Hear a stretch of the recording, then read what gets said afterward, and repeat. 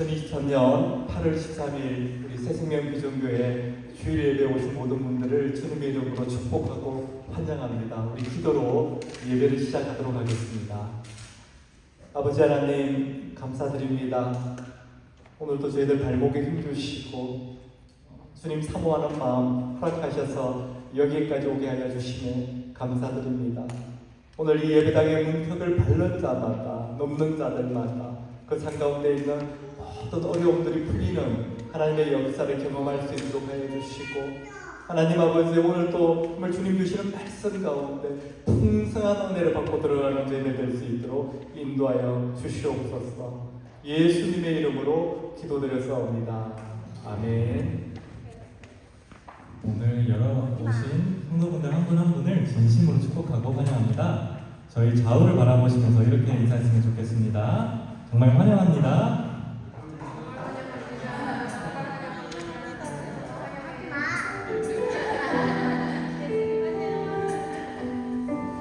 저희 다 같이 일어서서 주님께 예배드리길 원합니다.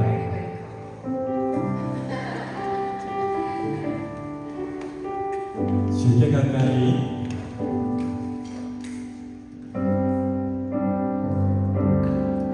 주께 가까이 나를 이끄소서. 간절히 주님만을 원합니다. 채워주소서.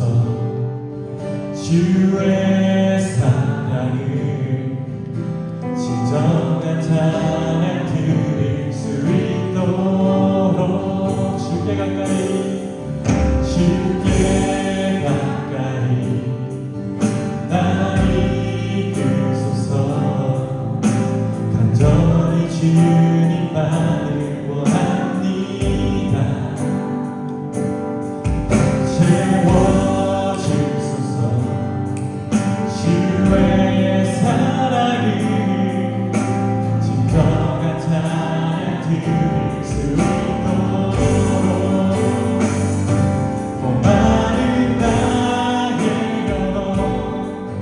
주를 부르니 나의 맘만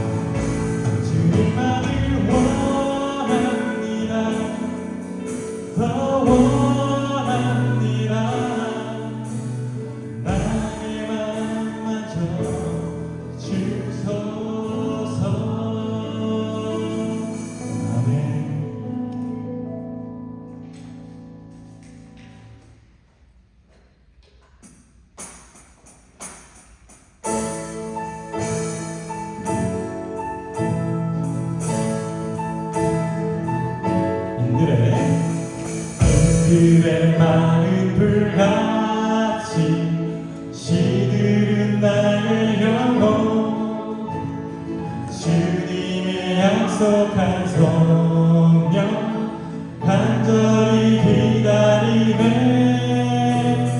가물어 메마른 땅에 단비를 내리시듯 성령의 단비를 부어 새 생명 주옵소서.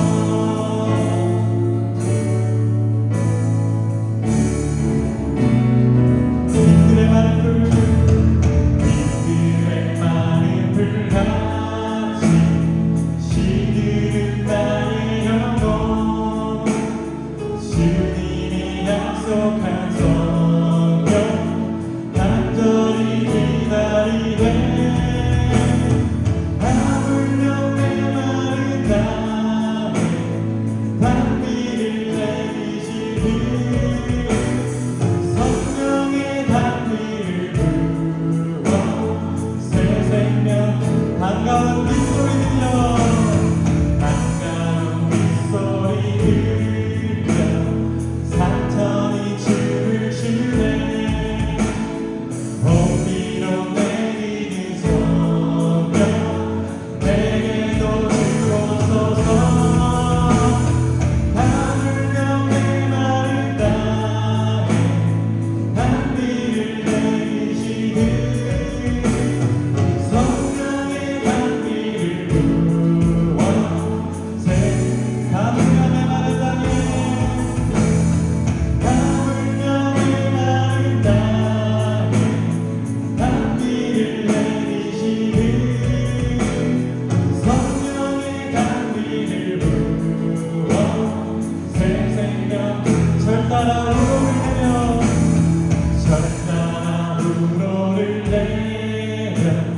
조목이 무성하니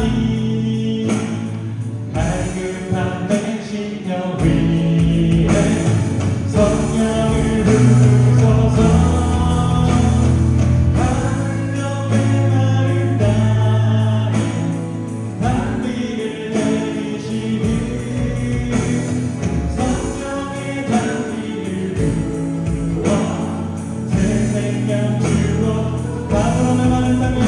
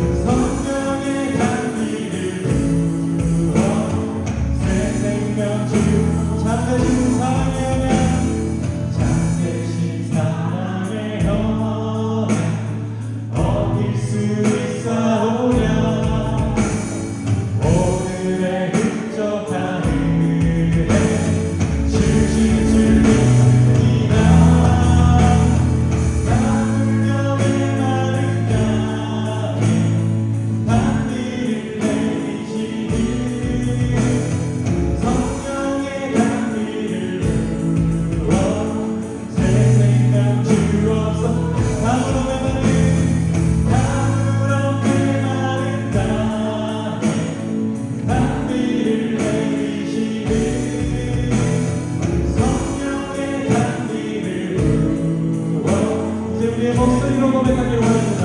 가물어 메마른 땅에 단비를 내리시듯 성령의 단비를 부어. 마지막으로 다같이 고백합니다. 가물어 메마른 땅에 단비를 내리시듯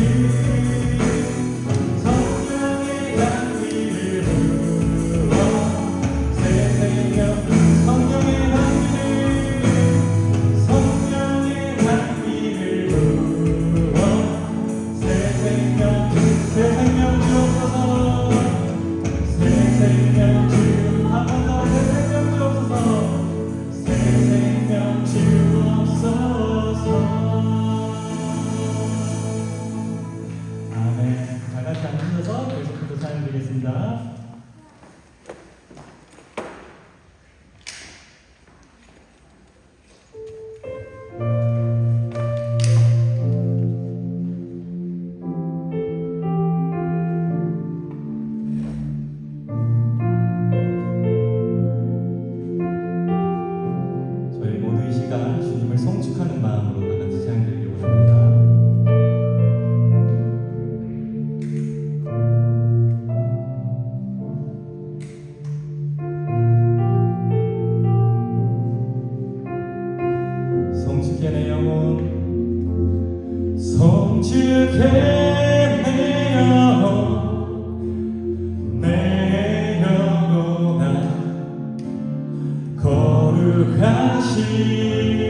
일을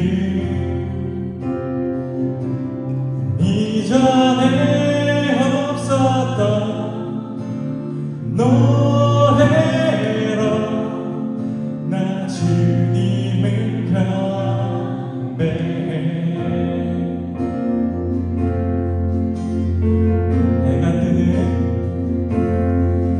해가 뜨는 새같이 밝았네. 이제 다시 주님 찬양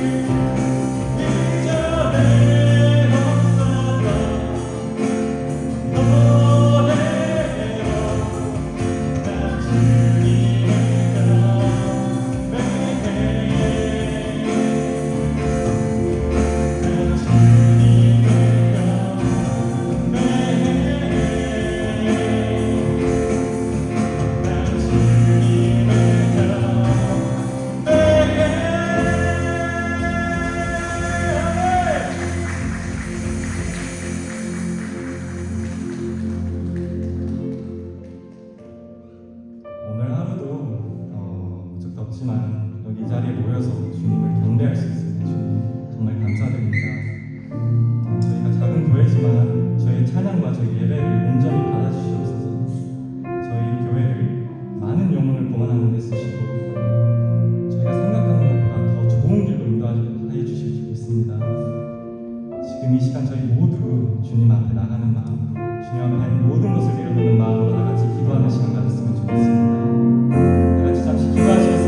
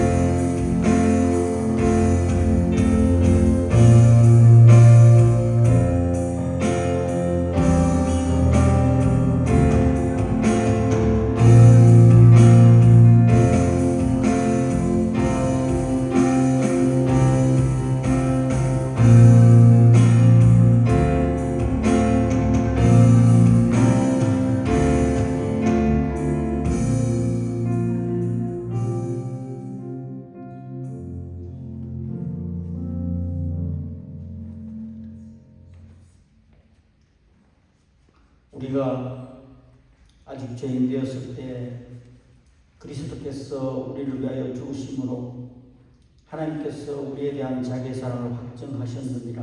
아멘. 사랑의 하나님, 부족한 저희들을 하나님의 자녀 삼아주시고 한자리에 모여 예배를 드리게 하시며 감사를 드립니다. 예배를 통하여 지친 심령 가운데 회복과 치유의 은혜를 다해 주시는 아버지의 크신 은혜에 감사와 찬양을 올려드립니다. 한 주간도 말씀대로 순종하지 못하고 내가 원하는 대로 내 뜻대로 살아가며 많은 죄를 범하였음을 고백합니다. 이 시간 모든 성도가 회개할 때 성령으로 깨끗이 씻어주시고 우리 인생의 주권을 온전히 내려놓고 다시 한번 주님께 나아가는 귀한 시간 될 수 있도록 축복하여 주시옵소서. 하나님, 특별히 육신의 연약함으로 힘들어하는 지체들이 있습니다. 하나님의 자비로운 손길로 만져주시고 깨끗하게 고침받고 고통에서 벗어날 수 있도록 주님 역사하여 주시옵소서. 하나님, 교회를 위해 기도합니다. 예수 그리스도가 삶의 이유와 목적이 되며 소망 없는 세상에서 유일한 희망이라는 메시지를 전하고 직접 삶으로 보여주는 우리 새생명 비전교회가 되도록 인도하여 주시옵소서. 그리하여 주님의 기쁨이 되고 하나님의 소원을 이루는 사명 공동체, 사랑의 공동체로 쓰임받을 수 있도록 하여 주시옵소서. 하나님 아버지, 목장들을 위해서 기도합니다. 각 목장들이 예수님의 사랑과 섬김을 실천하게 하시고 이곳 달라스에게 죽어가는 영혼들을 구원하고 제자로 세우는 목장들이 되도록 인도하여 주시옵소서. 각 목장마다 1년에 최소 1명 침례주는 사역의 열매가 맺히도록 축복하여 주시고 이를 위해 목자 목녀들이 기도와 섬김에 본이 되는 삶을 살 수 있도록 능력과 권능을 내려 주시옵소서. 하나님, 목장 선교사님들 위해 기도합니다. 열악한 환경과 어려움 속에서 사역을 감당할 때 건강과 물질적으로 부족하지 않도록 채워주시고 세계 복음화를 위해 사명을 잘 감당해 나갈 수 있도록 축복하여 주시옵소서. 원성재 담임 목사님을 위해 기도합니다. 말씀과 기도를 통해 교회를 세워나가는 데 부족함이 없는 영적 리더십을 허락하여 주시옵소서. 악한 영이 불타지 못하도록 늘 성령 충만함으로 붙들어 주시옵소서. 예배 가운데 하나님의 말씀을 듣습니다. 목사님을 통해 선포되는 말씀이 저희에게 꼭 필요한 하나님의 음성 되도록 하시고 결단이 있는 예배, 성도들의 삶이 변화되는 예배, 하나님의 임재를 경험하는 귀한 예배 될 수 있도록 성령님 인도하여 주시옵소서. 모든 것을 감사드리며 우리 주 예수 그리스도 이름으로 기도드리옵나이다. 아멘.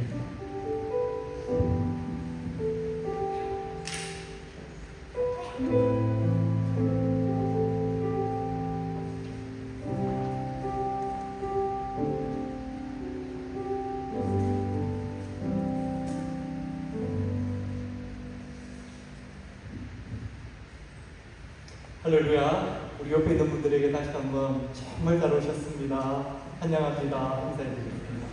정말 잘 오셨습니다. 사랑합니다. 축복합니다. 제가 사랑합니다가 안 했더니 우리 옆에 있는 찬양인 거잖아요. 사랑합니다. 정말 사랑합니다. 한 주간 어떻게 지내셨어요? 잘 지내셨습니까? 주님의 은혜 가운데 잘 지내셨어요?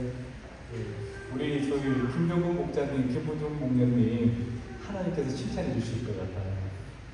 오늘 이삿날이거든요. 여기 와 계세요.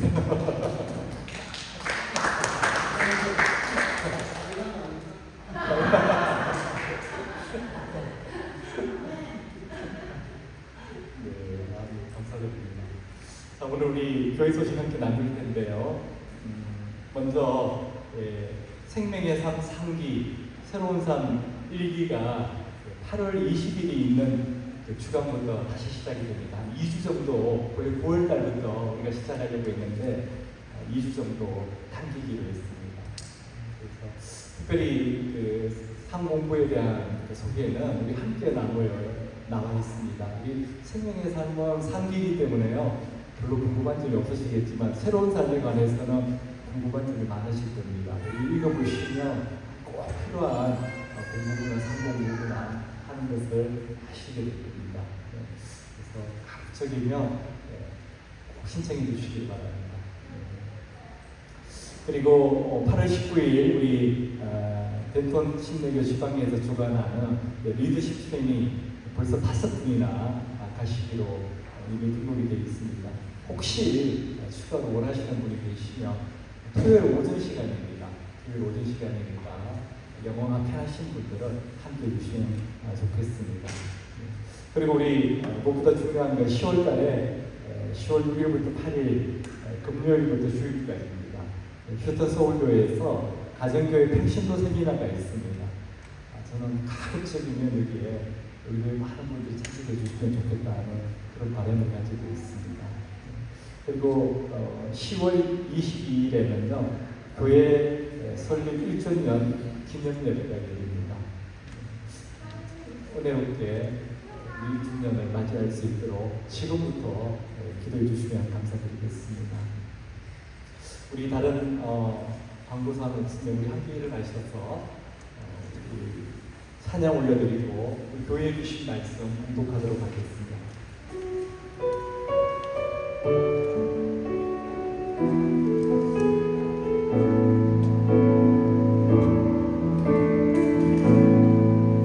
하늘의 문을 여소서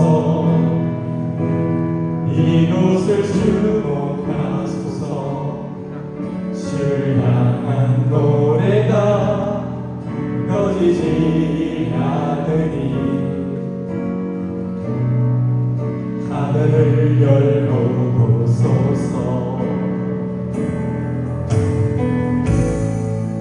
이곳에 임재하소서 주님을 기다립니다. 기도의 향기가 하늘에 나르니 주여 임재하여 주소서. 이곳에 오셔서 이곳에 앉으소서. 이곳에서 드리는 예배를 받으소서.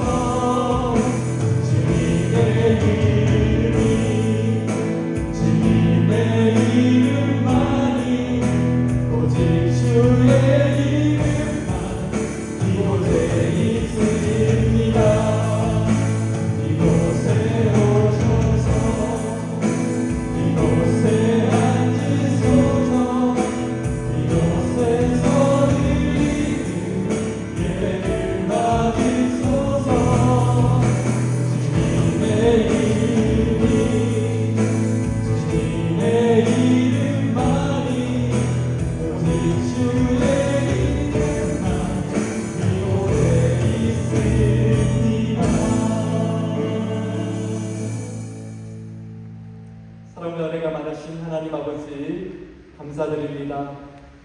오늘도 저희들의 모든 것을 주장하여 주셔서 주님의 은혜가 있는 이곳 이 예배 가운데로 불러주심을 감사드립니다. 오늘도 주님 안에서 하나 되는 저희, 주님의 말씀을 온전히 깨닫게 되는 저희 될 수 있도록 인도하여 주시고, 하나님 아버지 오늘 찬양 드릴 때, 말씀 드릴 때, 기도할 때 우리 주님을 인격적으로 만나는 그 은혜를 누리는 저희들 될 수 있도록 역사하여 주시옵소서. 이 모든 말씀 살아계신 예수 그리스도의 이름으로 기도드렸사옵니다. 아멘. 앉으시겠습니다. 죄송합니다. 우리 일어나셔서 제가 너무 생명이 감동이 되는 것 같습니다. 오늘 우리 교회 주신 말씀 야고보서 1장 1절로부터 4절 말씀 우리 함께 봉독하도록 하겠습니다. 야고보서 1장 1절에서 4절 말씀입니다. 우리 함께 봉독하도록 하겠습니다. 함께 봉독하도록 하겠습니다. 하나님과 주 예수 그리스도의 종인 야고보가 세계에 흩어져 사는 12지파에게 문안을 드립니다. 나의 형제 자매 여러분, 여러 가지 시험에 빠질 때에 그것을 더할 나위 없는 기쁨으로 생각하십시오. 여러분은 믿음의 시련이 인내를 낳는다는 것을 알고 있습니다. 여러분은 인내력을 충분히 발휘하여 조금도 부족함이 없이 완전하고 성숙한 사람이 되십시오. 아멘. 앉으시겠습니다.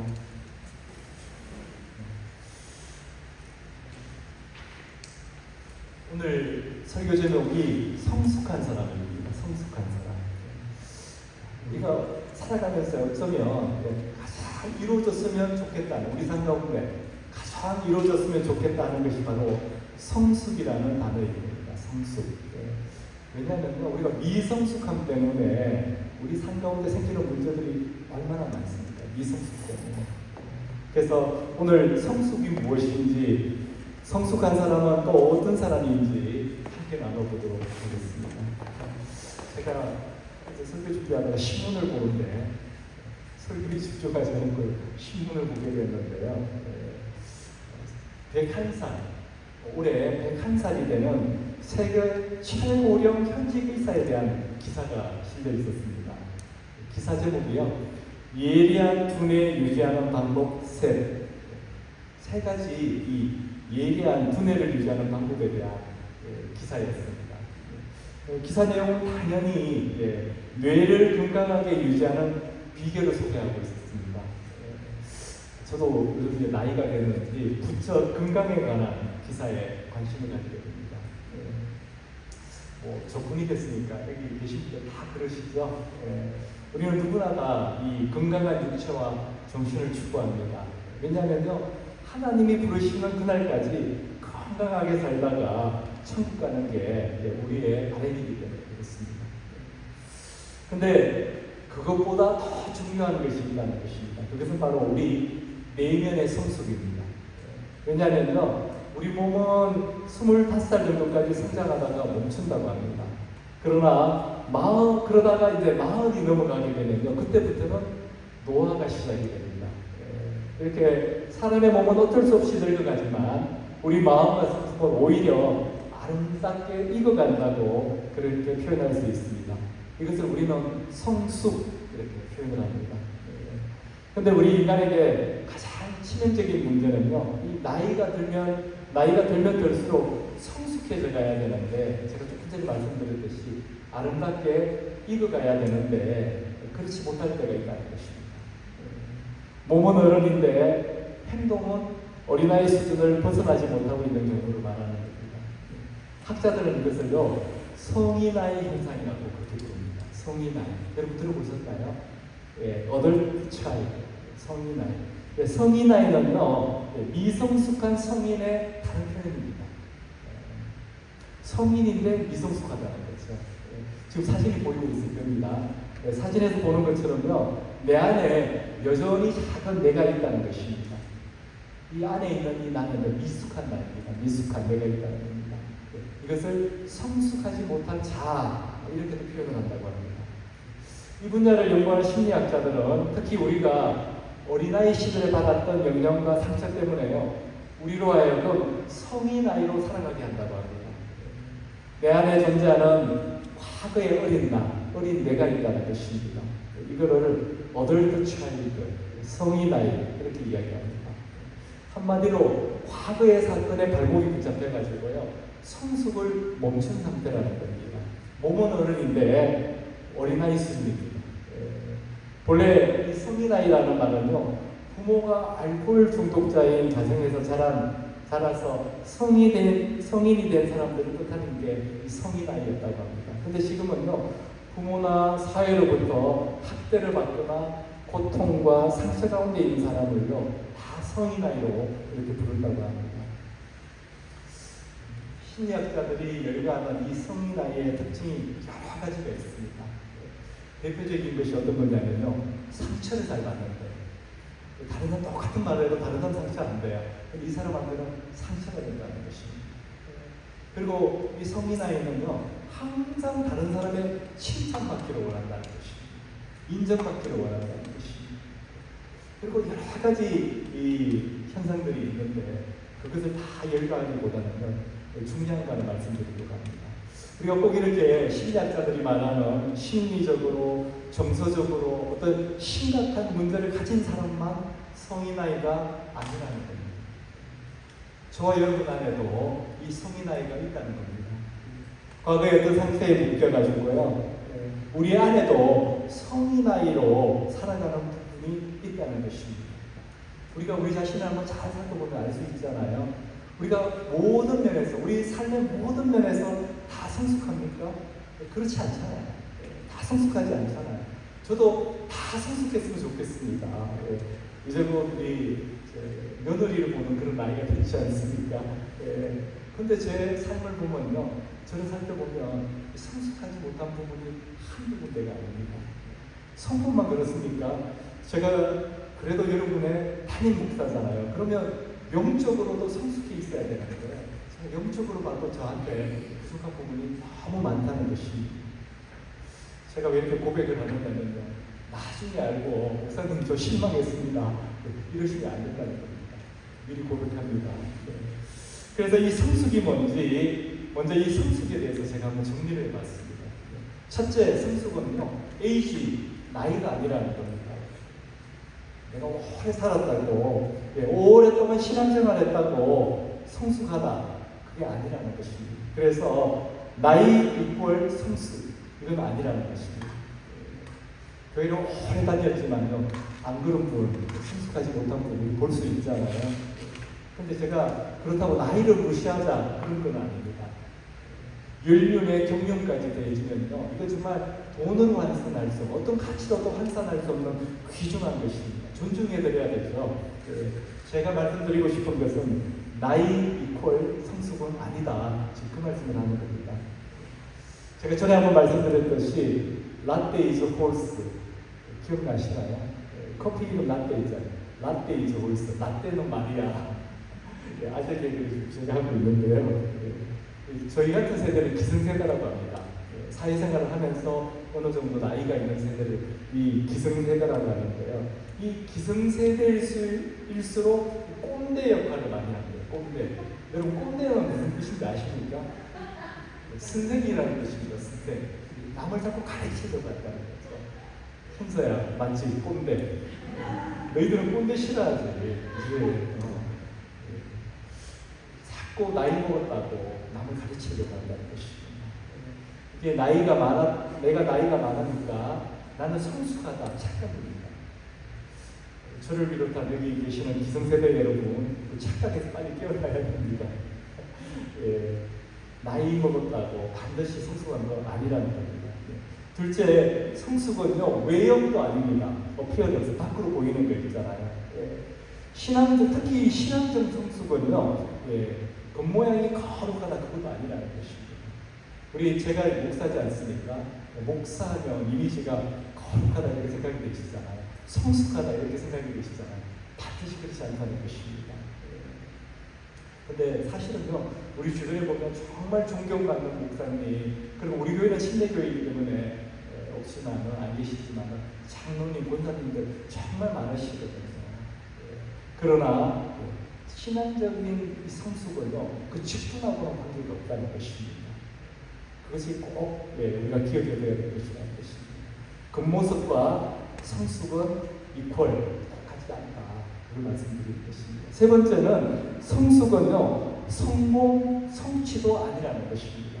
우리 주변에 보면 성공하신 분들 굉장히 많죠. 대기업의 대표가 되신 분도 있고, 어떤 분은 한 나라의 장관이 되신 분도 있고, 남들이 부러워하는 자리까지 올라가신 분들 많이 보게 됩니다.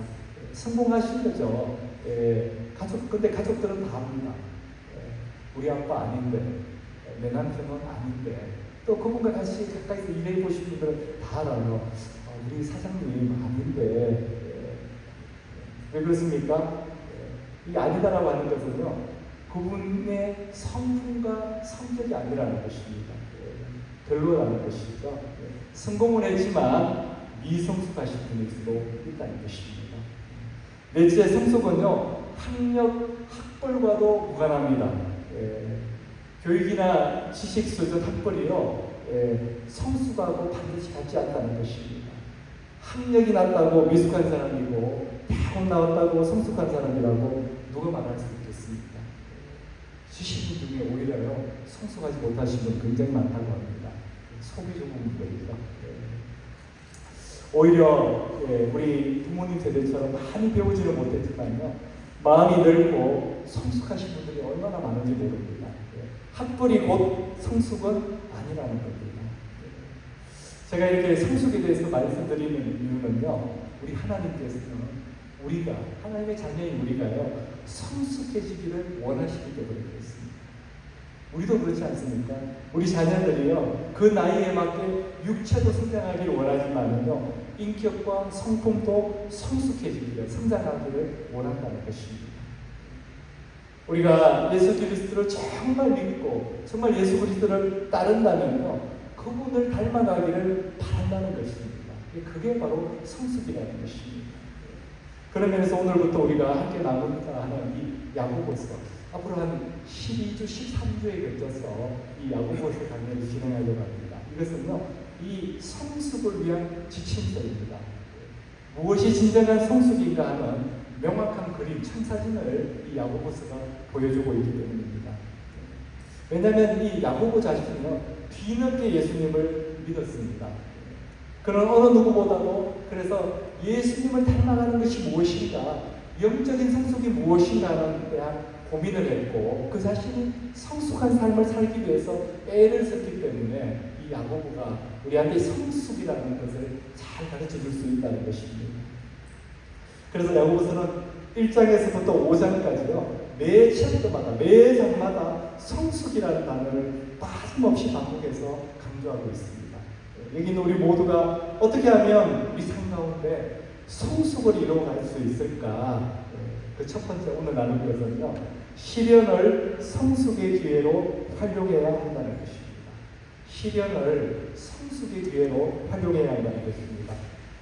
오늘 야고보서 1장 1절이 말씀하듯이요, 우리 세 번역으로 한번 읽어보도록 하겠습니다. 하나님과 주 예수 그리스도의 종인 야고보가 세계에 흩어져 사는 12지파에게 문안을 드립니다. 초기 이 그리스도인들은요, 스데반 집사의 그 순교 후에 일어난 예루살렘에서 일어난 박해 때문에, 핍박 때문에 여러 지역으로 흩어져 살게 되었습니다. 그러다 보니 각지로 흩어진 이 믿음의 공동체 안에 한 가지 문제가 생겼습니다. 그게 뭐냐면요, 그들의 신앙의 기초는 잘 닦여져 있는데, 잘 다져져 있는데요, 성숙한 신앙생활을 하는 데는 어려움이 있었던 것입니다. 훌륭한 영적 지도자들이 사도들한테서요, 신앙의 기초를 잘 배웠습니다. 그런데 성숙은 배우지 못했던 것입니다. 왜냐하면요, 이 박해가 갑작스럽게 일어났지 않습니까? 그렇기 때문에요, 성숙을 배우지 못하고 뿔뿔이 흩어지게 된 것입니다. 살기 위해서 각지로 흩어지다 보니까요, 성숙을 배울 시간적 여유가 없었던 것입니다. 지금의 그 팔레스타인 북쪽에 있는 시리아도, 또 지금의 터키, 지금의 그리스, 심지어는요, 이탈리아, 또 북아프리카 북부에 있는 주요 도시까지 초기 그리스도인들이 흩어지게 되었습니다. 근데 그들의 신앙생활은요, 여전히 영적인 미숙함을 벗어나지 못하고 있었습니다. 그걸 어디서 알게 됐냐면요, 서신서를 보면 알 수 있습니다. 바울이 서신서를 이렇게 썼잖아요. 고린도 교회, 갈라디아 교회, 뭐 이렇게 이 서신서를 썼잖아요. 그 서신서에 보면요, 그 교회 성도들의 미숙함이 그대로 나타나고 있다는 것입니다. 이런 상황을 안타깝게 여긴 야고보가요, 성숙을 위한 지침서 야고보서를 쓰게 됩니다. 이 야고보서의 저자는요, 사도 야고보가 아닙니다. 이 사도 야고보는요, 사도행전에 보면 일찍 순교를 했습니다. 예수님의 동생 야고보입니다. 그래서 그러면요, 예수님을 스탠다드, 표준으로 삼아서 그리스도인의 성숙을 위한 지침서를 쓰게 된 것입니다.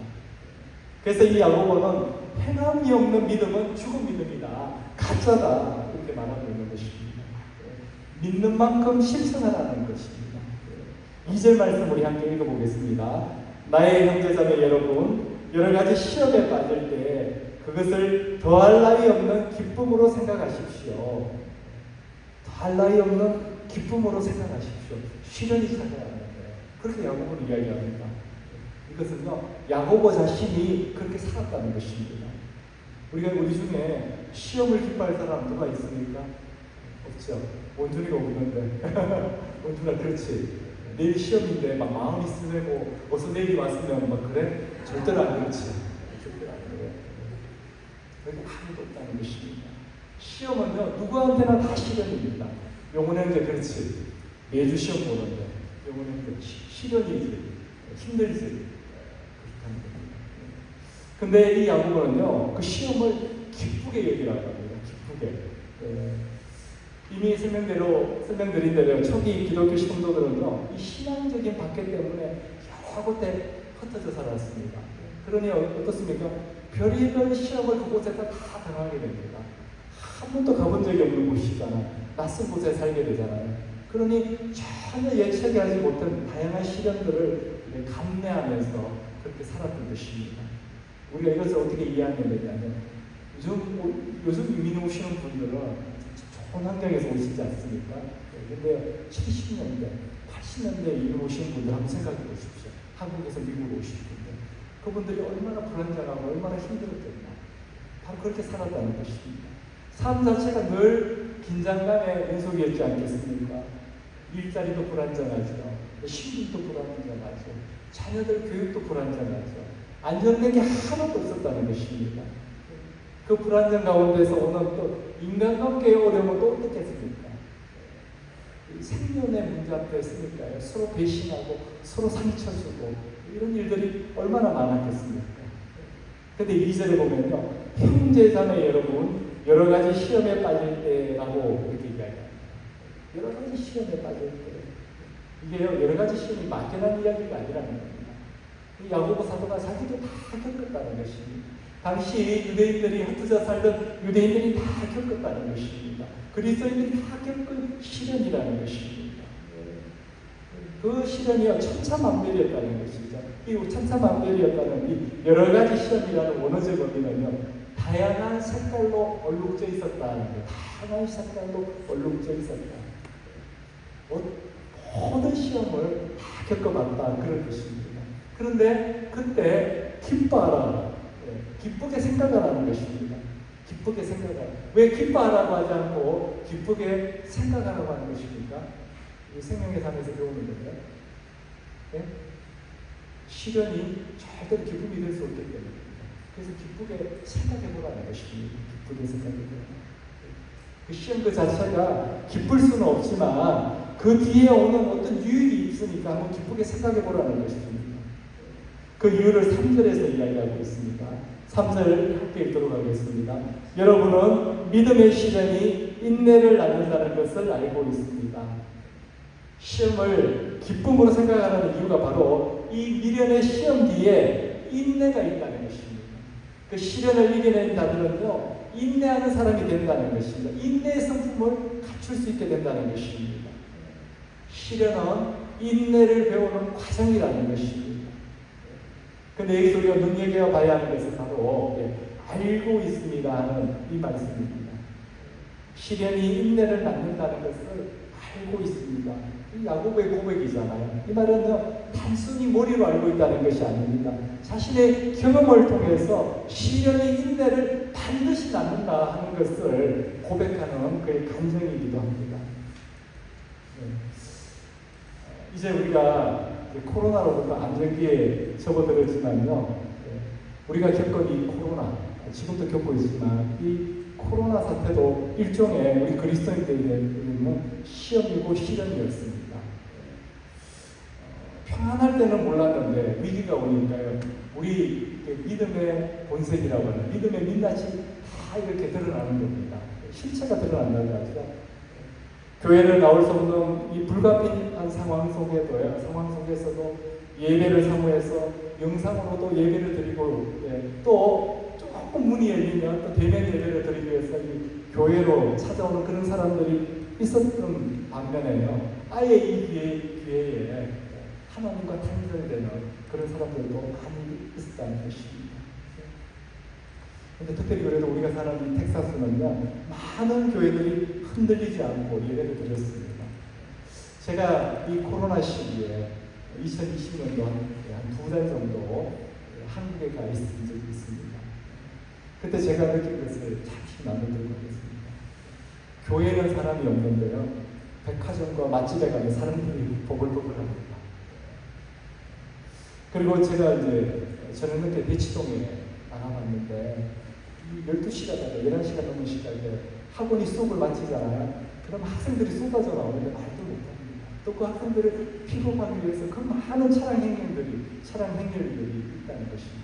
처음에 저는 그 문화를 몰랐어. 제가 한국 떠나온 지가 오래됐기 때문에, 아니 이 저녁 늦게 저 많은 차들이 왜 이 길가에 주차를 하고 있나, 누군가를 기다리나 이랬는데 거기 학원가였어요. 학생들이 쏟아져 나오는데 엄청난 학생들이. 교회는 코로나가 있고 학원에는 코로나가 없습니까?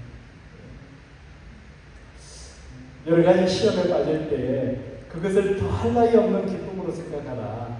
성경은 아주 명확합니다. 시련을 통해서 우리의 모습이요, 우리의 믿음의 본색이 분명히 드러나게 된다는 것입니다.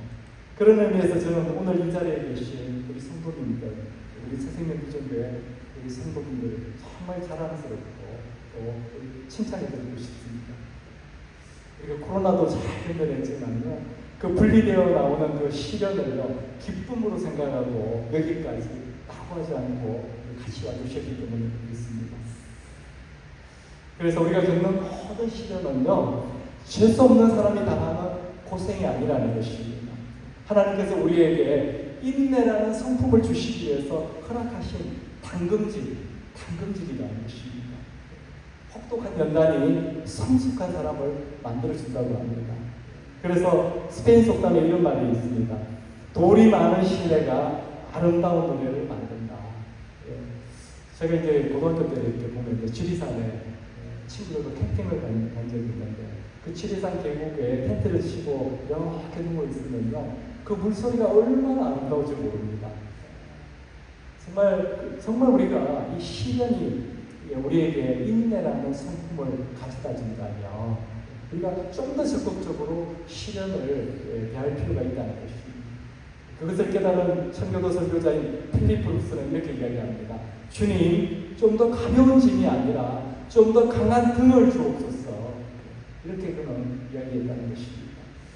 더 적극적으로 시련을 받아들이겠다는 믿음의 고백이었습니다.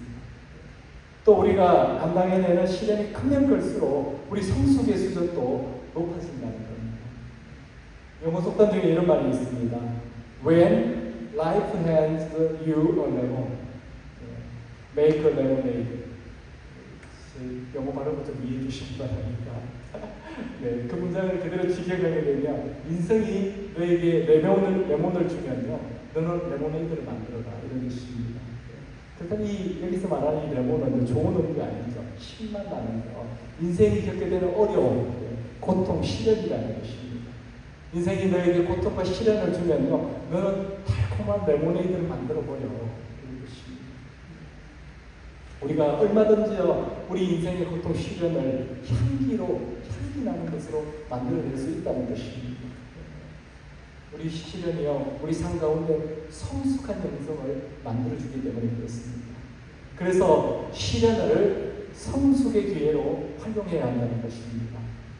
두 번째, 어떻게 하면 우리 삶 가운데 성숙을 이루어갈 수 있을까? 그 두 번째는요, 인내로 성숙을 잘 다듬어 가야 합니다.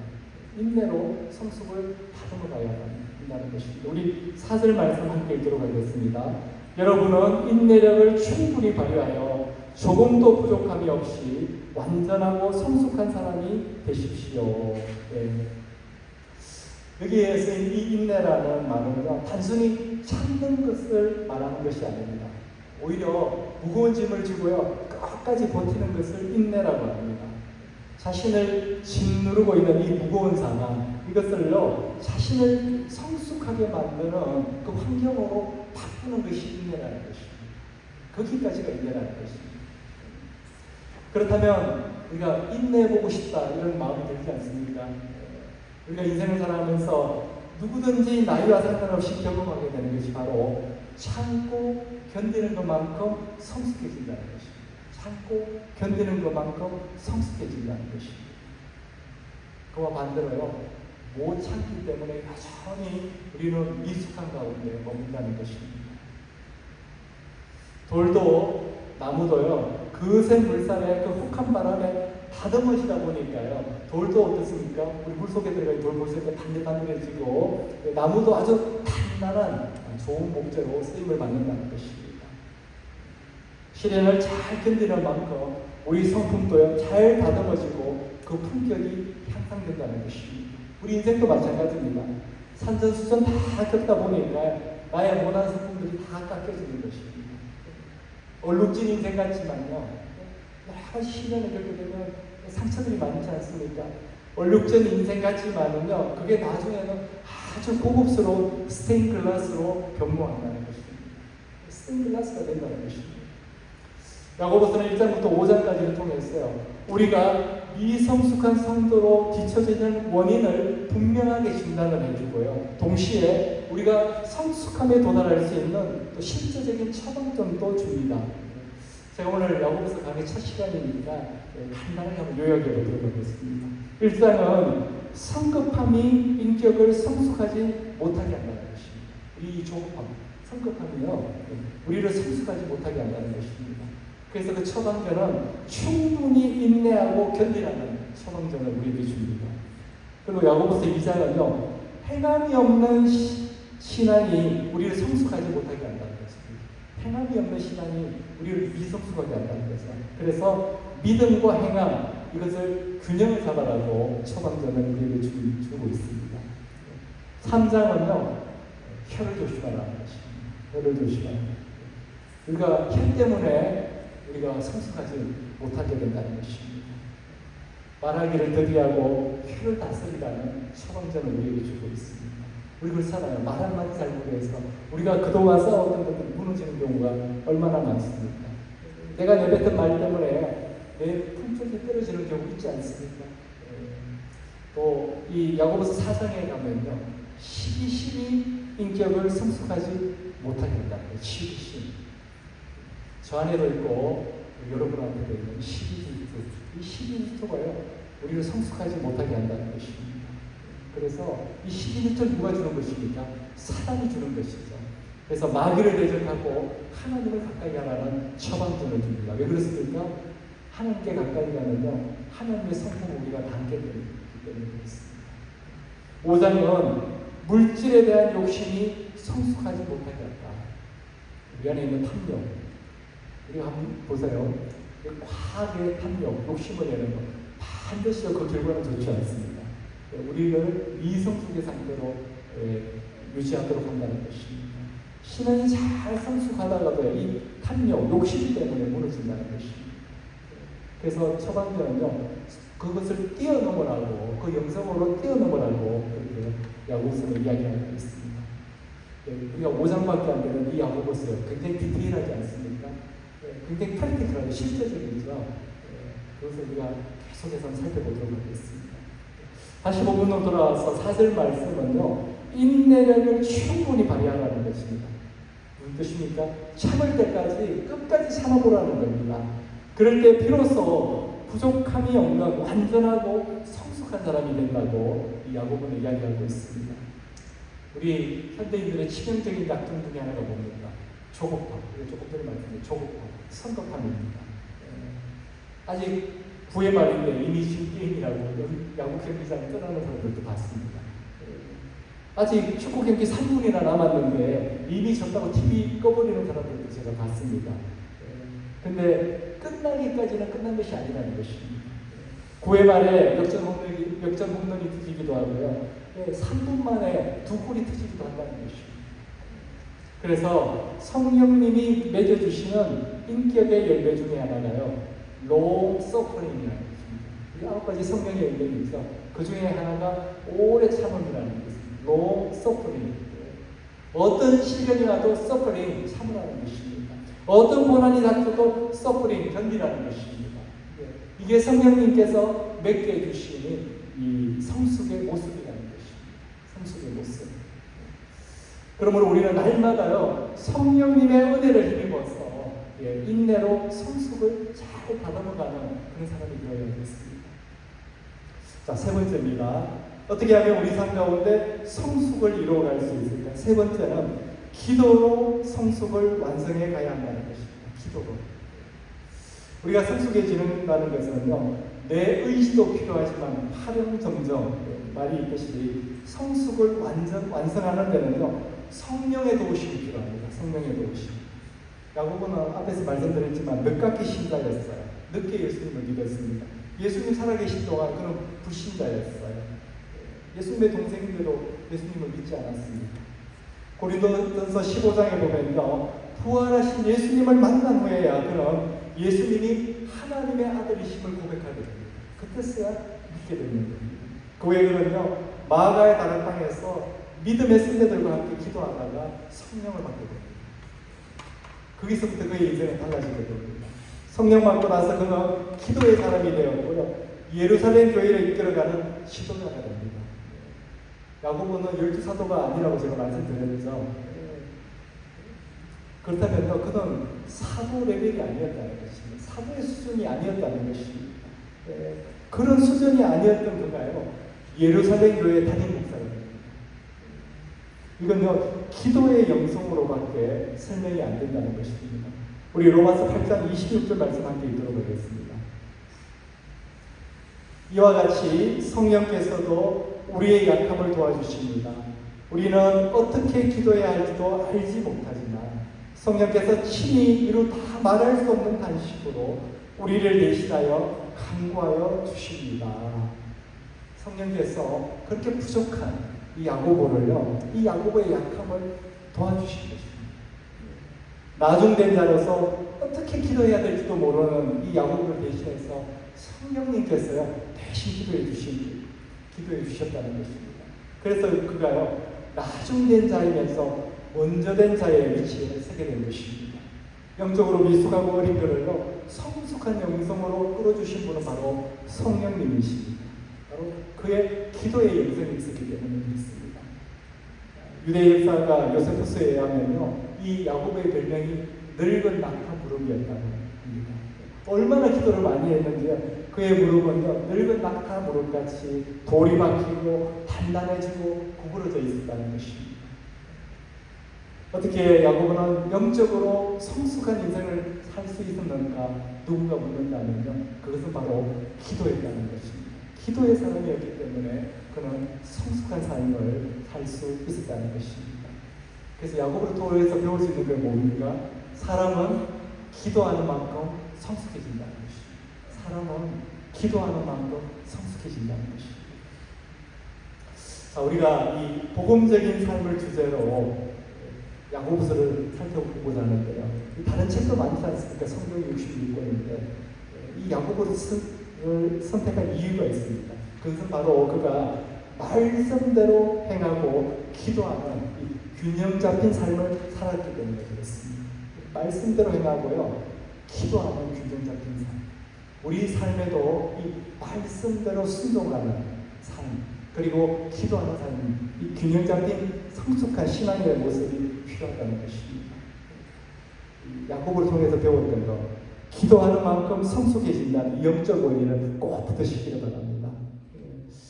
저는 오늘 이 성숙한 신앙인의 삶을 보여준 한 부부의 이야기를 들려드리면서 오늘 설교를 마무리하고자 합니다. 한국에 가면 영락교회라고 있습니다. 여러분 들어보셨나요? 그 교회에 민병훈 권사님이라고 계셨어요. 우리나라 여자 외과의사 1호라고 합니다. 우리나라 여자 외과의사로서 처음 이분이 의사셨어요. 근데 이분이 어느 날 외신을 갔다가 병원에 들어오니까 어떤 환자 한 분이 있는데 와 있더래. 그래서 진찰을 하니까 아주 급히 수술이 필요한 사람이었습니다. 아직 암은 아닌데 지금 수술하지 않으면 곧 암으로 발전되는 그런 상태였다고 합니다. 골든타임을 놓치면 안 되잖아요. 그래서 의사로서 미룰 수가 없으니까 빨리 수술하자고 이렇게 권해드렸대요. 근데 문제는 이분이 여자분이었는데 이 여자분한테 수술비가 없더라는 것입니다. 근데 옆에 있던 남편이요, 우선 입원이라도 시켜달라고 이렇게 간절히 이렇게 부탁을 하는 겁니다. 자기가 어떻게 해서라도 이 수술비를 마련해 올 테니까요, 입원이라도 먼저 시켜달라는 것입니다. 그러면서 자기 가까운 친척이 여기 근처에 사는데 그분이 아주 돈이 많다는 것입니다. 찾아가서 수술비 부탁하면 그분이 꼭 도와줄 거라는 것입니다. 그래서 아내를 입원시키고 남편이 그 친척분을 찾아갔다고 합니다. 찾아가서 아내가 커피 수술을 받아야 되는데 수술비 좀 도와달라고 부탁을 했습니다. 근데 그 친척분이요, 그동안 이 부부에 대해서 굉장히 안 좋게 생각하는 부분이 있었던 것입니다. 그게 바로 예수 믿는다는 것이었습니다.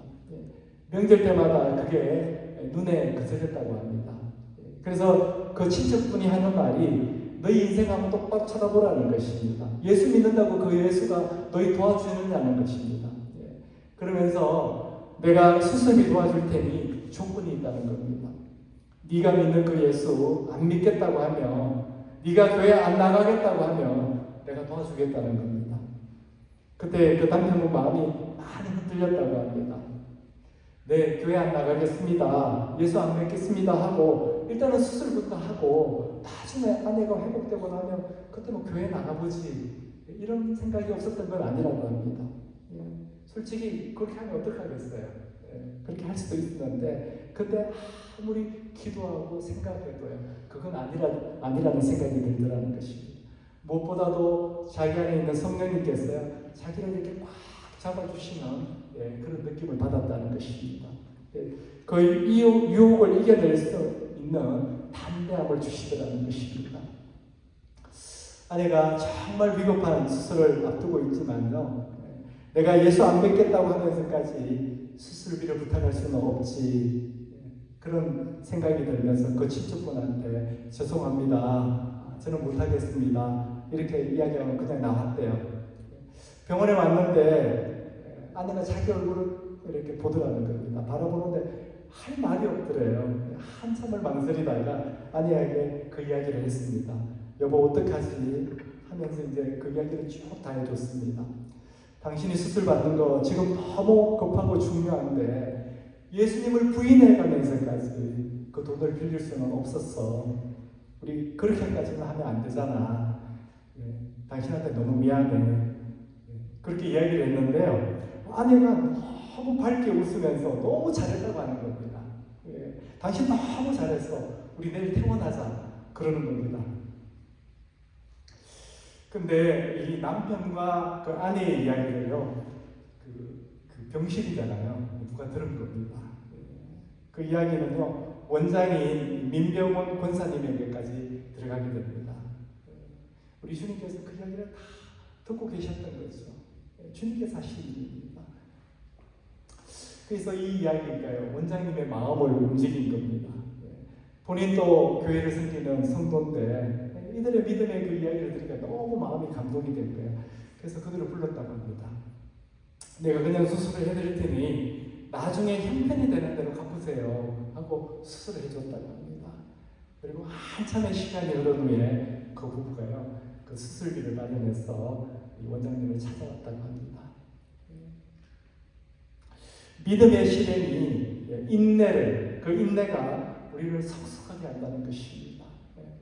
우리에게 시련이 찾아올 때 그 시련을 찾아올 때 그 시련을요 기쁨으로 여기라는 것입니다. 시련이 찾아왔을 때요 그 시련을 성숙의 기회로 삼아라는 것입니다. 왜냐하면요 그 시련이 우리에게 인내라는 성품을 만들어주기 때문에 그렇습니다.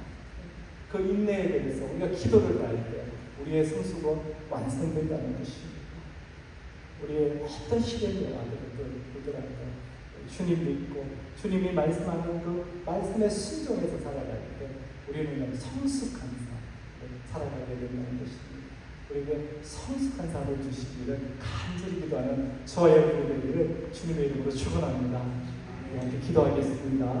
오늘 또 우리 말씀 붙들고 우리 안에 있는 모든 연약함 또 우리가 겪고 있는 모든 시련의 문제들 아픔의 문제들을 주님께 내려놓기로 하겠습니다.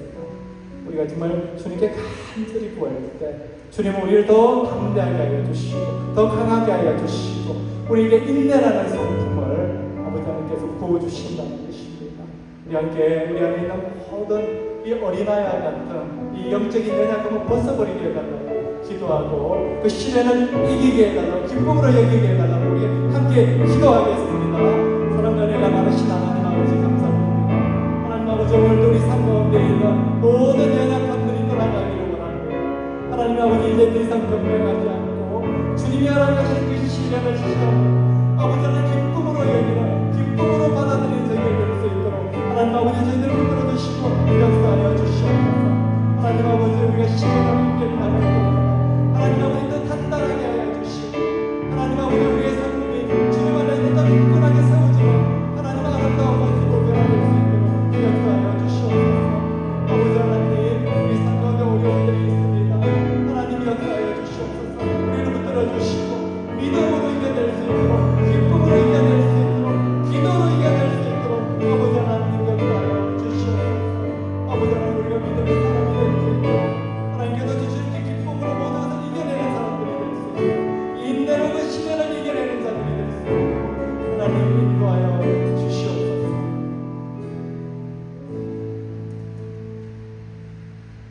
아버지 하나님 감사드립니다. 우리 안에 있는 이 어린아이 영적인 이 어린아이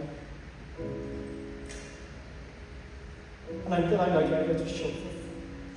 더 이상 그 상처에 묶이지 않고 정말 성숙한 자로 살아갈 수 있도록 성숙한 하나님의 자녀로 살아갈 수 있도록 저를 붙드시고 인도하여 주시옵소서. 하나님 우리 삶 가운데 뭔가 시련이 닥칩니다. 그 시련이 닥칠 때마다 주님 바라보게 하여 주시고 하나님 아버지 그 시련이 하나님 아버지 우리의 성품을 더 성숙케 하는 하나님 당금질이 된다는 것을 아버지 깨닫게 하여 주시고 더 기도하게 하여 주시고 더 주님 붙드는 아버지 복된 인생 되게 하여 주시옵소서. 예수님의 이름으로 기도드렸사옵니다. 아멘. 우리 오늘 주신 말씀 생각하면서 우리 찬양 올려드리도록 하겠습니다. 주가 보이신 생명의 길 함께 올려드리도록 하겠습니다.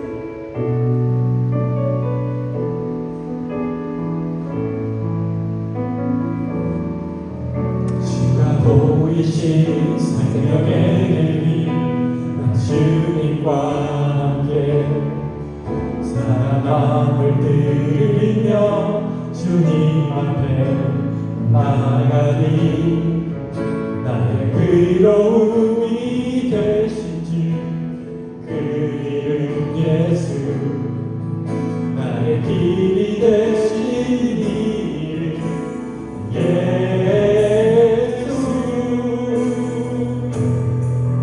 나의 길 오직 그가 하시나니 나를 단련하신 후에 내가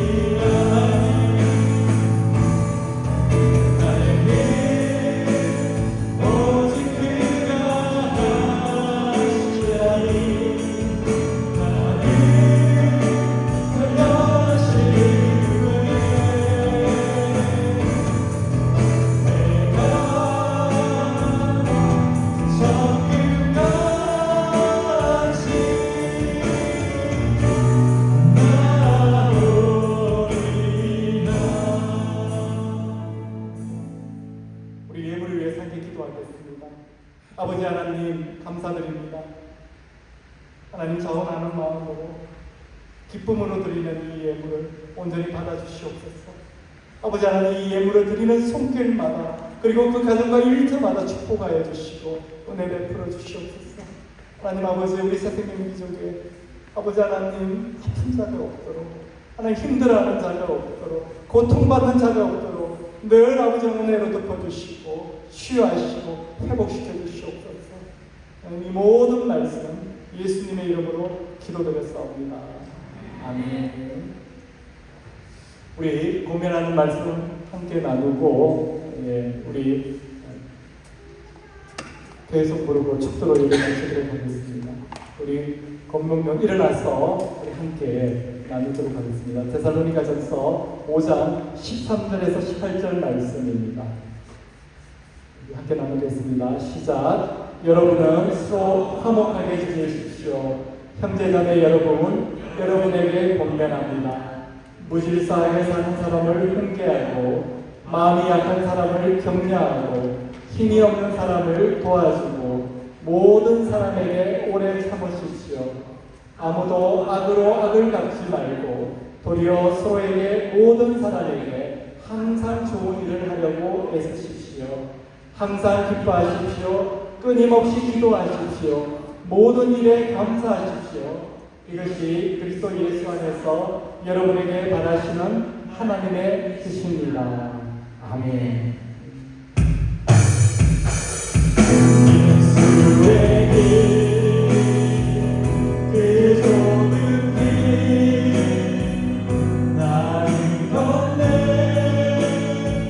주 손잡고